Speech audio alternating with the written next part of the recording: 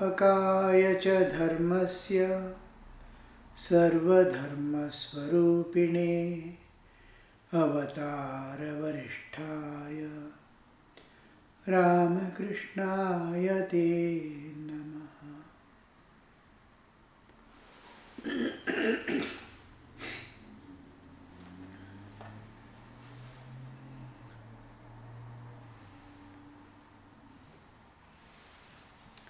Sri Ramakrishna. I saw Sita in a vision.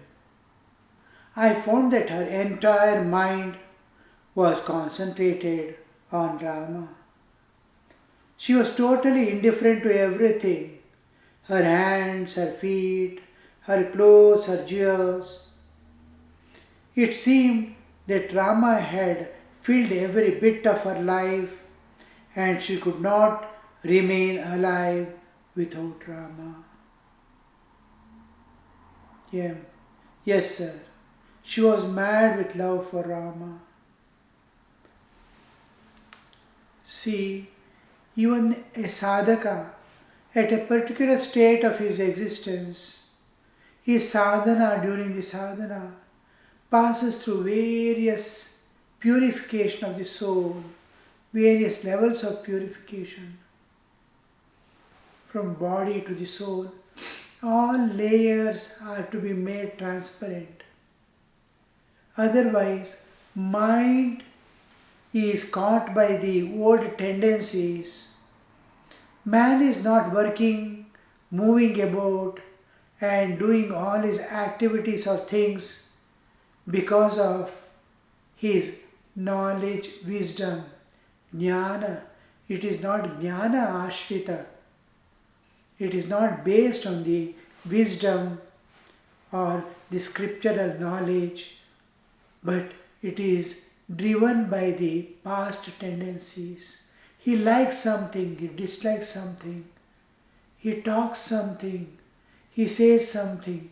Every bit is what he is presently caused by the past actions and experiences. And this personality remains within him as the vasana, the old tendencies. And these tendencies, just like a vehicle, moving vehicle, is moving, they gained momentum. Even after you put off the engine, after applying brake also, it's keep running for some time. And that momentum in life, we have passed through many lives acquiring that tendency, and in this life it remains as the inner drive and urges. The drives and urges, a part of it is of nature, much of it is our past tendencies we have created. It doesn't catch hold of any of our part except mind. They all have freedom. Senses have freedom because they are only carriers of the external information to mind. Mind is only thing that it can get. Body belongs to nature. It follows its repetitive actions called habit. Getting up in the morning, going for search of food, all this. It is not driven by the vasanas. And the intellect is also independent. It knows what is good and what is bad. But mind, which is going to govern all this, it drags the intellect like a child dragging the mother to get something what it needs. Or it is senses are driven by the mind. Look there, look here, hear that. Mind is guiding, and mind alone the vasana can catch and vasana holds. This mind is driving the all actions, thoughts, feelings, everything is driven by this mind which has acquired a particular tendencies. Sadhaka's mind, he controls in such a way that he doesn't yield to the old tendencies. Old tendencies do not exercise. When he is holding on to a goal, holding on to an ideal, holding on to a path, they keep on beckoning. I am here, come this way. Goal is holding on. A child goes to school. He sees elders studying. First he refuses to go. He doesn't want to go because it is something like a prison house. He weeps and shouts. Then slowly he is made to get accustomed to that schooling process. Then he sees the other boys and girls school. They are all going and coming. I too will go. That within a few days he gets so much accustomed. If he doesn't go, he start feeling bad. Then he looks at the elders. They are finishing their course, marks they are getting. They are going to higher and higher classes. He too gets their enthusiasm. Seeing the elders, the children, youngers follow their trend. Gatanugatiru ko lokaha. Seeing others, we imitate it. We don't have our original thinking. We are driven by the mass mentality. Now we see the higher levels of final students parting from the school, learning and getting the jobs and earning. These children were thinking, oh, I too will be finishing one day. How that path becomes so easy as we start going. It is, the trend is taking them forward and forward. It is understanding, knowledge, wisdom is making them evolve. But when we come to the world and our movements, thinking and all, we are driven by the vasanas, not by jnana. We want to enjoy.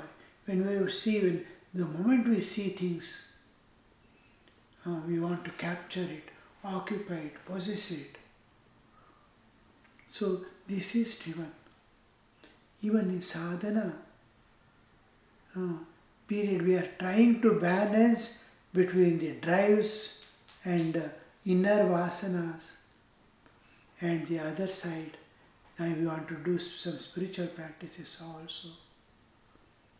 But if the wisdom takes us forward, instead of vasanas taking forward, in sadhana, if wisdom, then he starts exercising control over the vasanas. Each time a desire rises, he says no.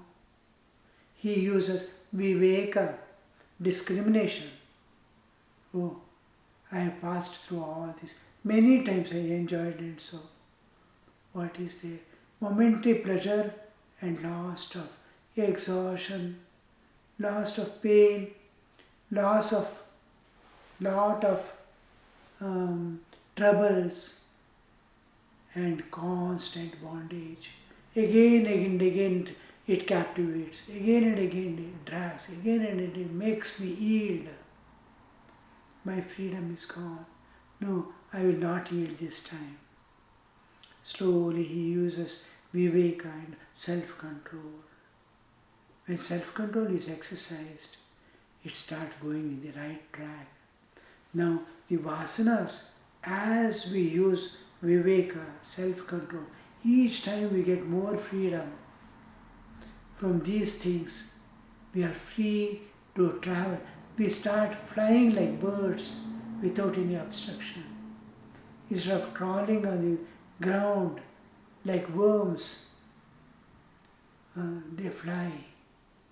So the minimum freedom required for sadhaka is not from the external world.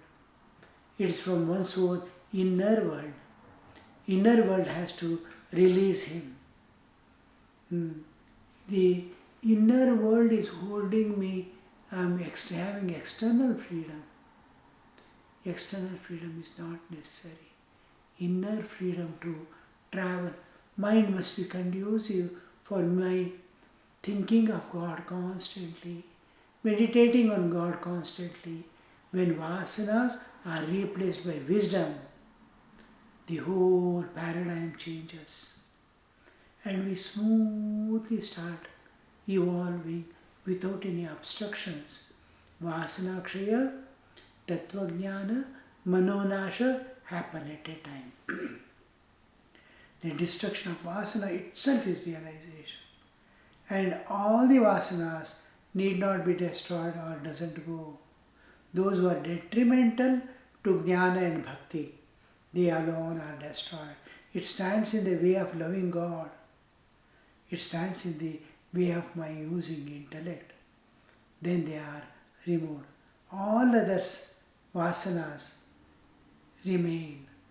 That doesn't stand as an obstruction to my path to God. They will remain to keep the bodily existence continue. So we are under this way of vasanas, and with this self-control and a perfectly disciplined life is what makes it. And the whole thing is, everything has to be done consciously, giving full attention, and whole thing focusing. I am sitting for japa or meditation, no other thought, no other diversity, no other distraction. The thing is, I am filling it with life. It is living, living, living. The moment I am becoming unguarded, the unguarded moments come, it is losing its strength. Japa is losing its strength. It is becoming mechanical japa. Meditation is becoming dull and entering into sleep, unguarded. So it is a vigilant action. Doing spiritual practice with full vigilance. I am constantly, consciously turning inward and going. And I am traveling within neatly, nicely, step by step, step by step. I am seeing, I am walking like walking in a street. I am seeing here, there, and enjoying my inward journey. Otherwise, one day or the other, it ends abruptly and takes me nowhere. I'm getting up in the morning, sitting for meditation, this, that and all. The merry-go-round is going on and on without elevation. I have to climb up. The climbing up needs a drive. This drive is vigilance, self-control, disciplined life, compassion for others. All this universal love, all this aggregate stands as your sadhana, spiritual practice.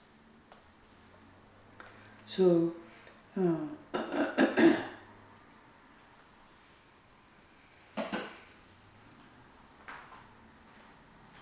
yes, sir, M is telling how the Sita's state was. Sri Ramakrishna is explaining. We will go through again. I saw Sita in a vision. I found her entire mind was concentrated on Rama. How should a sadhaka be?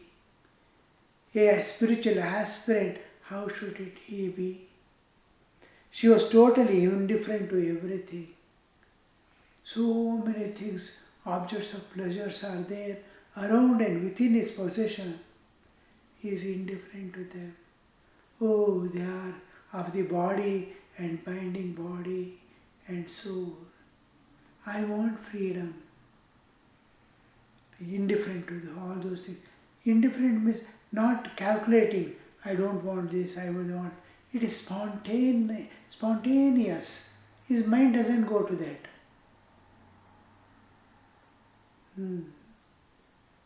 Her hands, her feet, her clothes and jewels, she was indifferent to those things. It seemed that Rama had filled every bit of her life and she could not remain alive without Rama. Every bit of her existence is filled with Rama, as if every cell is uttering Rama, Rama, Rama.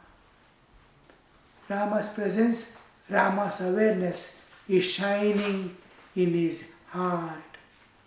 Nicely, beautifully, it is observing, sitting. And this clear understanding that dawns in the heart of the jiva. So here we see it is how a sadhaka state of mind would be. He is filled with the thought of God and immersed in the thought of God. And we see her, and she could not remain alive without Rama. She is filled with Rama, dipped in Rama, and without Rama she would find it difficult to. It is like breath. Her breath has become Rama. If Rama's awareness goes off, her breath stops. Yes, sir. She was mad with love for Rama. Yes, sir. She was mad with love for Rama. Master, mad. That is the word.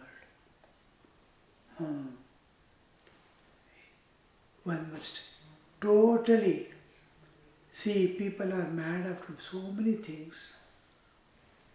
Children I see mad after a tasty food. How they weep, how they shout, how they long, how they scream for ice cream or some food material, how they yield. That has to be. Same thing happens for a sadhaka. He is after only the turn, mod phirano. It is diverted to something else. Like water is flowing, it is flowing. River is flowing. A dam is applied and the water is diverted to another part. Its dam is put, stopping that water which is flowing to make it flow for a conducive way. The dam you're putting is the self-restraint, withdrawal, it is self-control is applied. And the same force with which mind works, senses work, is diverted towards a higher ideal of realizing God. That is the word. One must become mad with love in order to realize God. But that love is not possible if the mind dwells on the woman and gold, the objects of enjoyment and the media or the necessary arrangements or possessions necessary for enjoyment. All types of enjoyment is called kamana. Kama, Sri Ramakrishna doesn't use woman and gold. This is misinterpret or wrong words used in English. Kama Kanchana. Kama means all type of desires. What binds, what drags man as inner drive is called any desire. All desires. It is either for enjoyment or possession. Whatever desire may be for enjoyment, even for eating, drinking, smoking, all these desires come under. Anything, including play, if these things are not done for God, then it becomes a bondage of karma. Karmic load goes on increasing. Here, that this madness, this love, such a love, ecstatic love is not possible if mind dwells on enjoyments and possessions. Sex life with woman, because all other things except drinks and sex awareness, all other things affect the body-mind complex. These affect the consciousness, Chaitanya. My existence, life is expression of consciousness through matter. Through body, spirit is expressing. And this consciousness is going to be affected. Now if I smoke, it affects body. So something like drugs, intoxicants, like what they call hemp and all that, smoking hemp. This effect on the mind, but higher hot drinks, alcohol, all these things affect consciousness. It makes him unconsciousness. It doesn't affect mind or body. It affects the consciousness. Similarly, all desires affect the body-mind complex. But the sex idea affects the consciousness, the draining of consciousness. So that if the consciousness is affected, his existence is, life is expression of consciousness. Consciousness is affected. It is like infecting a body, eye infection. If eye is infected, it cannot see, it cannot work. Like that consciousness cannot see the reality, real and unreal. It cannot climb to the higher levels of existence.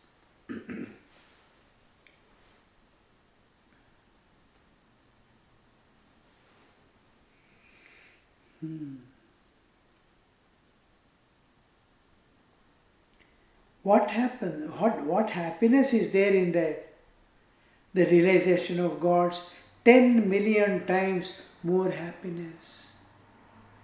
Happiness and freedom. Total freedom from nature forever. Nature cannot bind you by any means as action, reaction, or by any other means. Gauri used to say that when a man attains ecstatic state of love of God, all the pores of his skin, even the roots of the hairs, become like so many sexual organs, and in every pore the aspirant enjoys the happiness of communion with Atman. Atman is ocean of bliss, Ananda Sagara. Atman is Satchidananda Sagara. To commune with Atman, Satchidananda Sagara, is the greatest blessing a man can ever have.